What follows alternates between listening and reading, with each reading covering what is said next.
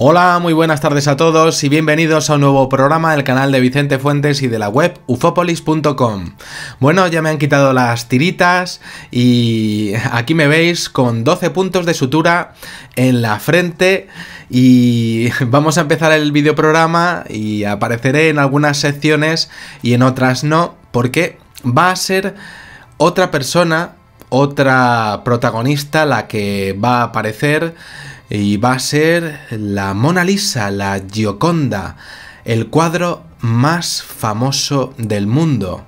Y es que va a ser una investigación preciosa la que vamos a ver en este programa y voy a compartirla con vosotros porque es algo que tenía muchísimas ganas de hacer y la verdad es que creo que os va a encantar. Y es que, ¿qué es lo que no se ha dicho ya de lo que podría ser la pintura más famosa del mundo y sobre todo de su enigmática sonrisa? Y lo cierto es que ya se han realizado estudios enteros para tratar de sonsacar qué quería decir justo en este misterioso e inigualable detalle de la sonrisa a la humanidad. Sonreía, estaba triste, estaba enfadada, pero no se la notaba. ¿Qué sentía realmente la Gioconda? Es que parece que está ahí queriéndonos decir algo con esa sensación tan realista y tridimensional. Aún recuerdo cuando leí en el año 2009 que científicos españoles habían resuelto quizá uno de sus misterios escondidos, uno de sus encantos, que dependiendo de cómo se mire y sobre todo desde dónde se mire, a ella se la ve tanto sonriente como seria. Y era el ángulo el que lo determinaba. Ahí estaba la clave, que era un truco óptico, que Leonardo da Vinci estaba jugando con nosotros y por eso no sabemos cómo son los sentimientos de esa mujer. Ni yo, ni nadie, ni vosotros, ni ninguna persona. Y eso es lo que me fascina realmente de ese cuadro. Es una pintura especial, es una mujer especial, porque es que son mis actos los que determinan sus sentimientos. Son mis movimientos los que determinan cómo está ella. No termino de alcanzar lo que quiere decirme Leonardo da Vinci con la Mona Lisa. Nos la tomamos como si fuera de verdad y es fascinante eso, ¿verdad? Y a la humanidad es que siempre le ha parecido que ella misma en sí es un secreto pintado por una persona única, cuya inteligencia realmente es imposible, y eso es lo que vamos a ver en este videoprograma. Aquel estudio que leí, publicado en la revista New Scientist, enlazaba esa dualidad de reír o estar seria, que quería decir Leonardo da Vinci en la Gioconda, con una característica que tienen los ojos humanos capaces de enviar señales visuales mezcladas al cerebro. Vaya. Es decir, increíblemente, Da Vinci quería inducir una imagen hipnótica con una pintura, una hipnosis, con el cuadro en la sonrisa para que fuera portadora de una doble emoción y sabía de forma perfecta en el siglo XVI cómo era el cerebro humano porque conocía perfectamente cómo funcionaban las células de los canales del cerebro por las que son transmitidas las imágenes. Increíble. Sabía cómo era la retina y cómo funcionaba el nervio óptico perfectamente. Pero claro, eso es imposible, eso era imposible en el periodo en el que fue pintado entre los años 1503 y 1519. Por muchas horas que estuviera Da Vinci en la morgue estudiando los cadáveres allí, fascinado por el funcionamiento del cuerpo humano, es evidente. Aunque, claro, aunque a Da Vinci le encantase mirar la forma en la que se producían las conexiones musculares? Ha dejado para la historia algunos dibujos que son fascinantes, los estamos viendo ahora mismo. Ahí estaban moviéndolos los músculos y haciendo avanzar la medicina igual que la ingeniería, y aplicando todo lo que conocía de múltiples disciplinas en sus pinturas. Es que no resultaba viable que supiera eso sin los utensilios correspondientes del siglo XXI. Y entonces, por tanto, ¿cómo lo sabía? No podía ser posible, porque hilaba demasiado fino con la Mona Lisa. Era demasiado misteriosa esa sonrisa. Y es que con ella, es que supo exponer en sus trazos que, en función de cómo las células situadas en la retina toman la imagen desde el ojo izquierdo, toman la imagen desde el ojo derecho, se mezclan dentro de nosotros y forman la imagen completa y total dentro, de forma perfecta dentro de nosotros, pues se forma una emoción u otra, así te muevas en torno a ella.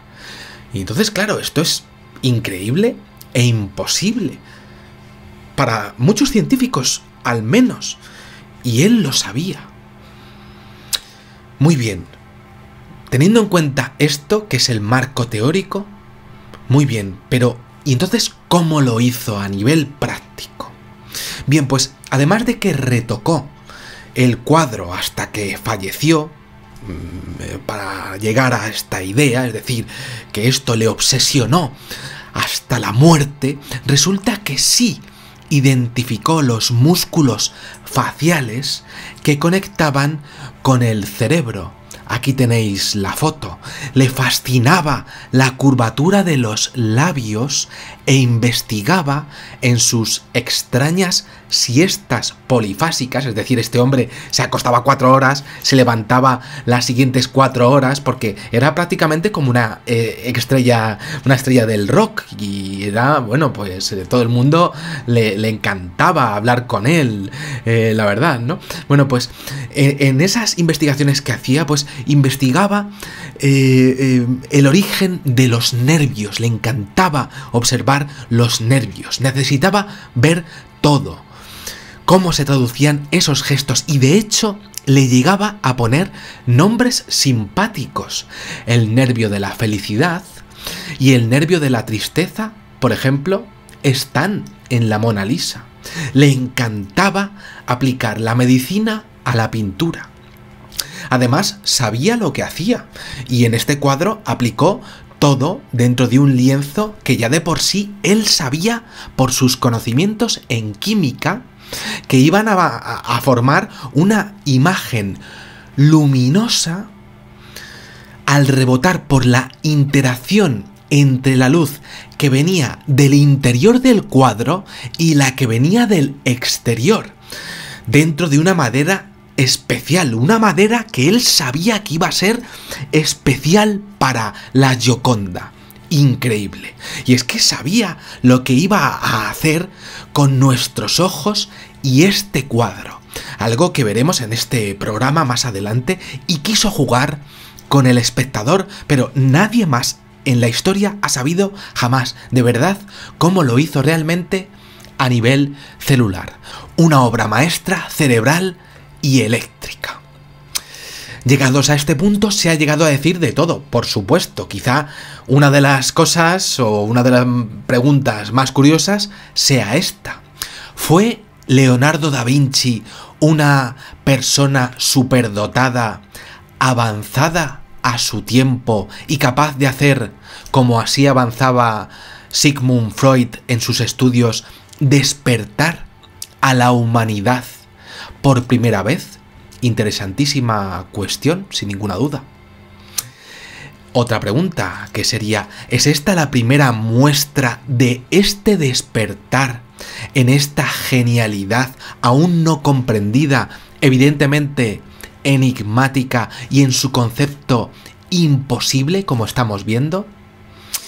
Pues os cuento, porque resulta que existen diversos estudios que exponen que, además de todos los paisajes que tiene alrededor, que dan aún más efecto en 3D si cabe, un efecto tridimensional impresionante, y la posibilidad de que efectivamente también los ángulos tengan que ver con los contrastes usados de forma impresionante, y el tema del color también, como no, usado de forma magistral, pues se piensa que ella, que la modelo, una noble que tendría de nombre Lisa Gherardini, pues que ella estaba embarazada, que era vecina de Leonardo da Vinci y que además estaba encinta de un bebé no deseado. Es decir, que ya no quería tener ese bebé, y de ahí la dualidad expuesta de forma magistral en este cuadro, que había una historia detrás, y eso sería algo que Da Vinci quiso decir al mundo y que quedó entre la modelo y él. Que entre ellos se contaban sus confidencias. Pero además, claro, es que ¿por qué nos obsesiona tanto este cuadro? ¿Quién era ella realmente?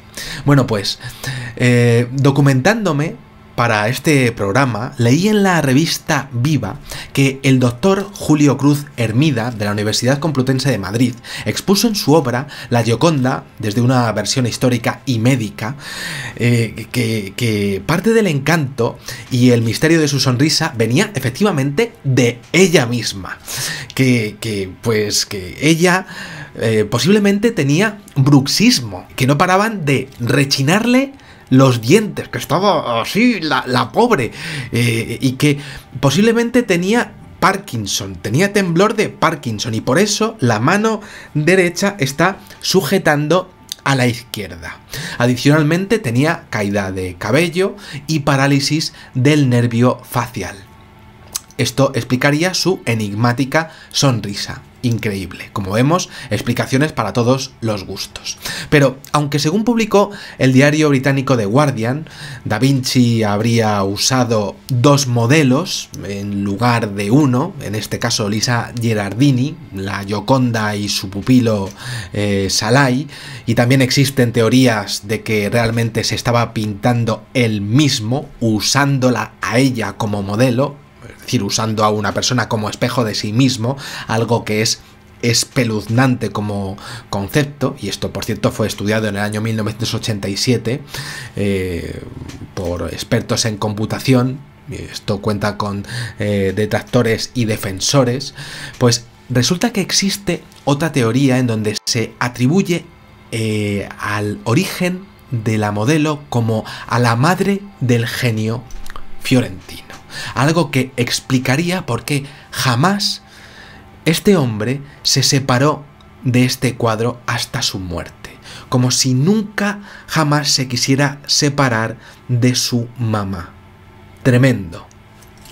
El colmo de los colmos es que además, si nos fijamos, no la pintó cejas. Y esto yo nunca me había fijado, pero es que es verdad. O sí. Y pudo tener esto influencia en su experimentación con nosotros, porque es evidente que Leonardo da Vinci estaba experimentando con el propio ser humano, con la Mona Lisa, con este cuadro. Un cuadro que, por cierto, el mismísimo Napoleón Bonaparte se lo llevó a su cuarto en su momento. Pues resulta que, según se expone en el diario La Prensa, el día 11 de febrero de este año, el investigador Pascal Coté, entre otros varios descubrimientos, este hombre estuvo 3000 horas estudiando este cuadro de Da Vinci, pues resulta que el genio fiorentino sí pintó cejas a la Gioconda, aunque se perdieron en varias restauraciones, y que las cejas fueron finísimas. Y parece ser que Da Vinci se lo pensó mucho. Pero claro, ¿por qué pintó y por qué retocó Da Vinci tantísimo esta zona? Porque sabía el efecto que iban a generar sus ojos, su mirada y la luz exacta que tenía que pasar por sus pestañas para que viésemos un efecto u otro en su boca y así generar un sentimiento u otro. Asombroso. Y lo sabía porque conocía las conexiones nerviosas de la boca y los ojos con el cerebro. Y esto es evidente, lo sabía, pero también conocía las señales eléctricas y la luz a través de los párpados y las proporciones matemáticas exactas que necesitaba para crear un sentimiento u otro. Proporciones como las áureas, por cierto, que también aparecen en todo el retrato en otro mensaje secreto, por cierto. Es evidente que la mirada enlaza con la propia sonrisa, esto siempre se ha sabido, pero es aún un misterio cómo pretendía conseguir la mirada perfecta y consiguió, y lo consiguió, y el rostro perfecto para toda la combinación de emociones que vemos aquí en un mismo cuadro, pues este señor es que lo alcanzó, esa sonrisa inalcanzable la alcanzó, él lo sabía, nadie más. Y vaya, pues os puedo seguir contando. Por otra parte, tras ver el estudio presentado en la Sociedad de Neurociencia de Chicago, que os comentaba al principio y publicado en New Scientist, al que aludíamos nada más empezar, si nos fijamos, además del brillo, la luminosidad y la localización del campo de visión que puedan afectar a ese ángulo que adelante a un ojo u otro, y por tanto acabe haciendo que un canal acabe adelantando a otro, un canal ocular acabe adelantando a otro, pues el responsable de la investigación, Luis Martínez Otero, pues resulta que ha realizado un experimento intrigante sobre la sonrisa de la Mona Lisa y el resultado ha sido completamente inesperado. El investigador mostró a varias personas durante 30 segundos una pantalla blanca o una pantalla negra y después les puso el cuadro delante. El resultado fue, la verdad es que fue sorprendente. La oscuridad enlazaba con la sonrisa. Era más fácil verla feliz tras haber visto la pantalla completamente oscura. ¿Lo hizo aposta Da Vinci? Sin duda, con lo inteligente que era, pues no parecía un acto que hubiera sido así porque sí, que no hubiera sido adrede. Y claro, es bastante interesante porque la gran pregunta siempre fue la siguiente: ¿de dónde sacó estos conocimientos Da Vinci? ¿Nació así? ¿Y de dónde lo sacó todo esto? ¿Y a qué venían todos esos mensajes secretos? ¿Para quién iban dirigidos? Interpretaciones se pueden tomar muchas a nivel humano, como que esa dualidad es sinónimo de preparación de una tranquila venganza de la Mona Lisa, con esa mirada directa al espectador, y otras personas siempre la han tomado precisamente con todo esto como un sinónimo de vida. Muy bien, pero si estamos hablando siempre de dualidad, pues ¿qué hay de su simetría? Pues resulta que a Da Vinci le encantaba jugar con la simetría y con la dualidad, y gracias a eso se ha sabido que sus sentimientos efectivamente sí podrían ser mixtos. El cómo lo hizo sigue siendo un misterio. Observar esta fotografía. Según la publicación británica New Scientist y en base a los estudios de la Universidad de Ámsterdam, que utilizó un software de evaluación de emociones de la Universidad de Illinois, la sonrisa de la Mona Lisa está compuesta de los siguientes elementos: 83% felicidad, 9% disgusto, 6% miedo y 2% de enojo. Luego existe una base matemática que sí, finalmente alcanzó en este retrato, el cual, cuando por cierto fueron a escanear con una resolución de 240 megapíxeles, pues se dieron cuenta de que estaba inacabado por la parte de sus dedos y de que tenía las iniciales CE en su párpado izquierdo. Otro mensaje secreto. Otra pregunta más para esta chavala repito, de 24 años. Es que la Mona Lisa, la verdad es que era bastante jovencilla. Las teorías sobre esta sonrisa inalcanzable se cuentan por decenas, y aunque se piensa que la técnica diseñada es la del sfumato, del pintor Pielo, del polaiolo, que elimina esas líneas claritas y difumina los contornos para fundir los demás trazos con el resto de la cara, lo cierto es que existen experimentos que ponen los pelos de punta y que demuestran lo único que era Da Vinci, porque tenía amplísimos conocimientos de neurología. Sí, además de eso, en el año 2008, dos científicos de la Universidad de Sheffield y Sunderland, llamados Alessandro Soranzo y Michelle Newberry, en el Reino Unido, expusieron que lo que ocurre en ella es que realmente es difícil de explicar, porque es una sonrisa que desaparece tan pronto aparece. Y es que el espectador trata de atraparla y no puede, porque el propio cuadro en sí mismo es imposible de coger a nivel neurológico. Y que es como una niebla realista, es como un realismo nebuloso que difumina los perfiles y produce una impresión de inmersión total en la atmósfera, lo que da a la figura una sensación de profundidad tridimensional. Y hay un detalle. He intentado sonsacar qué pasa con este cuadro y me he dado cuenta de que es lógico que siguiera retocándola hasta sus últimos años, y es que me he documentado y he visto más detalles. En aquella época es posible que la propia Gioconda, lo cierto es que estuviera bastante cansada de estar ahí posando, porque Da Vinci es que era muy meticuloso. Yo también lo soy, pero claro, es que este señor, pues imaginaros años y años ahí, pues retocando y retocando, y la Mona Lisa pues allí esperando a que este señor terminara, y no terminaba nunca. Y allí estuvo muchísimas veces. Hasta la extenuación la tenía allí a la chica. Estaría hartita la pobre. Y he descubierto que para que ella estuviera allí distraída y contenta, contrataron animación. La Mona Lisa era posible que tuviera una banda de música amenizando la velada, la cual se puso detrás de él, y así Da Vinci consiguió esa sonrisa que quería continuamente.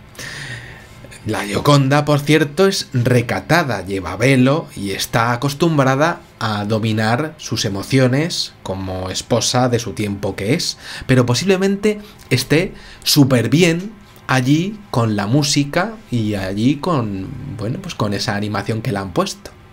Puede que el cuadro sea el más ambiguo y misterioso de la historia, pero ella, lo cierto es que se lo está pasando allí en grande. Bien, es posible, por cierto, que además del tema de fijar la atención en los ojos para crear el efecto deseado con esa sonrisa, pues que la Gioconda fuera a la última moda, porque si nos fijamos, pues lo cierto es que, como decíamos antes, es que no tiene cejas, algo que se estilaba en las altas alcurnias de la época en la que se pintó el cuadro.